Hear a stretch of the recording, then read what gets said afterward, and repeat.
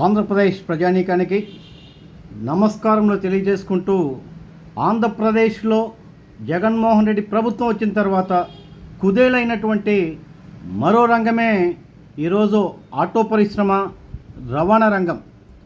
దేశంలోనే ప్రముఖంగా ఉన్నటువంటి ఆటో పరిశ్రమ, దానిలో ఆంధ్రప్రదేశ్లోనే విజయవాడలోనే ఆటో పరిశ్రమ, రవాణా రంగం, లారీ పరిశ్రమ పేరు ప్రఖ్యాతులకు గాంచినటువంటి విజయవాడ ఒకనాడు. అలాంటి రవాణా రంగం, మరీ ముఖ్యంగా లారీ పరిశ్రమ అనేది ఎంతో ఇబ్బందుల్లో ఎదుర్కొంటూ ఉన్నది.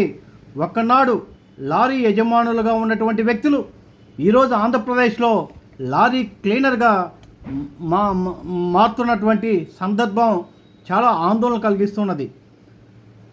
ఆంధ్రప్రదేశ్లో జగన్మోహన్ రెడ్డి వచ్చిన తర్వాత పన్నులు లారీ యజమానుల నడ్డి విరిసేటట్టుగా ఉందని చెప్పడంలో అతిశయోక్తి లేదు. త్రైమాసికంగా 30% పన్నులు పెంచుతూ ఉంటే హరిత ట్యాక్స్ అనేది 137% మిగతా ప్రాంతాలతో పోలిస్తే ఎక్కువగా ఉన్నది. తెలంగాణలో హరిత ట్యాక్స్ 500 రూపాయలు ఉంటే ఆంధ్రప్రదేశ్లో 6,600 నుంచి ఈరోజు 20,000 పైచీలకు హరిత ట్యాక్స్ వసూలు చేస్తున్నారంటే, వేలల్లో ఒక్క వెహికల్ మీద హరిత ట్యాక్స్ 20,000 రూపాయలు పైచీలకు లారీ ఓనర్స్ దగ్గర నుంచి, రవాణా రంగం నుంచి వెహికల్స్ దగ్గర దోపిడీ చేస్తున్నారు. అంతేకాదు, ట్యాక్స్లు అధికంగా ఉంది. డీజిల్ రేట్లు మిగతా రాష్ట్రాలతో పోలిస్తే ఆంధ్రప్రదేశ్లో 5 నుంచి 11 రూపాయలు లీటర్కి ఎక్కువగా ఉన్నది. కోవిడ్ తర్వాత అస్తవ్యస్తమైనటువంటి రవాణా రంగాన్ని ఆదుకోవాల్సిన ప్రభుత్వము ఈరోజు నిలువు దోపిడీ చేస్తూ ఈ రంగాన్ని నిర్వీర్యం చేయటం చాలా బాధాకరం. ప్రత్యక్షంగా పరోక్షంగా లక్షల కొలది, కోట్ల కొలది ఉద్యోగ ఉపాధి అవకాశాలు కల్పిస్తున్నటువంటి అతి పెద్ద రంగం రవాణా రంగం.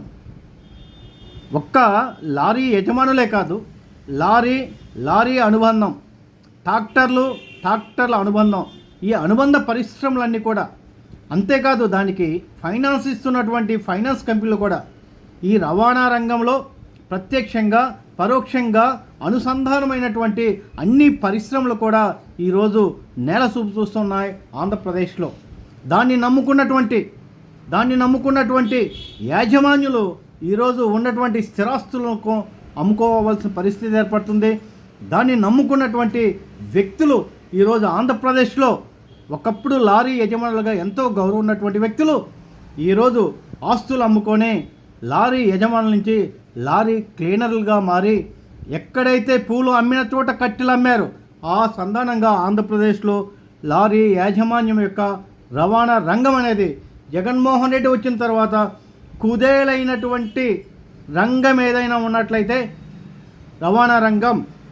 ఈ రవాణా రంగాన్ని ఆదుకోనట్లయితే ఆంధ్రప్రదేశ్ పెను ప్రమాదంలో పడుతుందని చెప్పటంలో అతిశయోక్తి లేదు.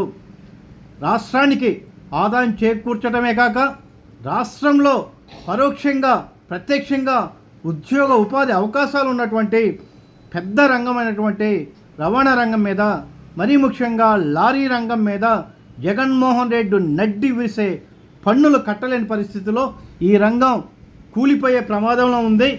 జగన్మోహన్ రెడ్డి పరిపాలనకు అర్హులు కాదని చెప్పి తెలియజేసుకుంటూ, ఎంత వీలున్నంత తొందరగా అంత తొందరగా జగన్మోహన్ రెడ్డిని ఈ రాష్ట్రం నుంచి సాగనంపితేనే భవిష్యత్తులో ఆంధ్రప్రదేశ్ రవాణా రంగం అనేది నిలుస్తుంది, లేదా నిట్ట నిలువున కూలిపోయే అవకాశం ఉందని చెప్పి ఆంధ్రప్రదేశ్కి తెలియజేస్తూ ఉన్నా. డీజిల్ రేట్లు మిగతా రాష్ట్రాలతో పోల్చుకుంటే ఇంచుమించు 10-11 రూపాయలు ఉన్నది. పోలీసు అక్రమమైన కేసులు మిగతా రాష్ట్రాలతో ఉంటే నడ్డి విరిసేదిగా ఉంది. మిగతా రాష్ట్రాలతో పోలుస్తుంటే హరిత ట్యాక్స్ అనేది 500 ఉంటే ఆంధ్రప్రదేశ్లో 20,000 పైచీలకు ఉన్నది. త్రైమాసిక పన్నులు అనేది మిగతా రాష్ట్రాలతో పోలిస్తే ఆంధ్రప్రదేశ్లో 30% ఎక్కువగా ఉన్నది. ఆంధ్రప్రదేశ్లో నిర్వహణ వ్యయానికి వస్తున్నటువంటి ఆదాయానికి ఎంతో వ్యత్యాసంలో ఉన్నారు కనుక పెను ప్రమాదంలో ఆంధ్రప్రదేశ్ రవాణా రంగం ఉంది కనుక ఈ రవాణా రంగాన్ని ఆదుకోలేకపోయాడు.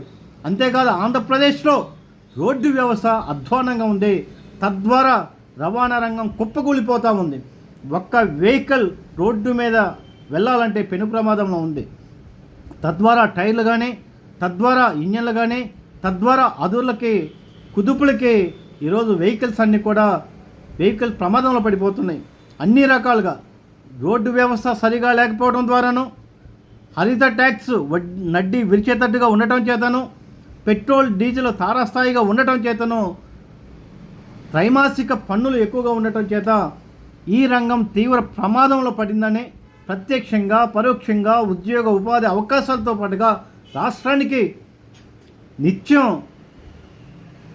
నిత్యంగా ఆదాయం చేకూర్చే రంగం ఆంధ్రప్రదేశ్లో ప్రమాదంలో పడిందని చెప్పి తెలియచేయడానికి చింతిస్తూ ఉన్నాను, బాధపడుతూ ఉన్నాను. ఇలాంటి రంగాన్ని ఆదుకోవాల్సినటువంటి జగన్మోహన్ రెడ్డి ఒక్క దోపిడిగా ఒక్కడి ఆ వెహికల్స్ నుంచి వస్తున్నటువంటి ఆదాయాన్ని దోపిడిగా మార్చడం ద్వారా ఈరోజు ఆంధ్రప్రదేశ్ రవాణా రంగం పెను ప్రమాదంలో పడ్డది అని తెలియచేయటానికి విచారణ వ్యక్తంగా చేస్తూ ఉన్నాను. ఇలాంటి వ్యక్తిని 2024 సంవత్సరంలో చిత్తుగా ఓడించినట్లయితే 2024 తర్వాత ఈ రవాణా రంగం అనేది ఇంకా ప్రమాదంలో ఉందని చెప్పి తెలియజేస్తూ ఉన్నాను. పువ్వాడ వెంకటేశ్వర్లు, న్యాయవాది, high court of AP, Amaravati, Vijayawada. జై హింద్, జై హింద్.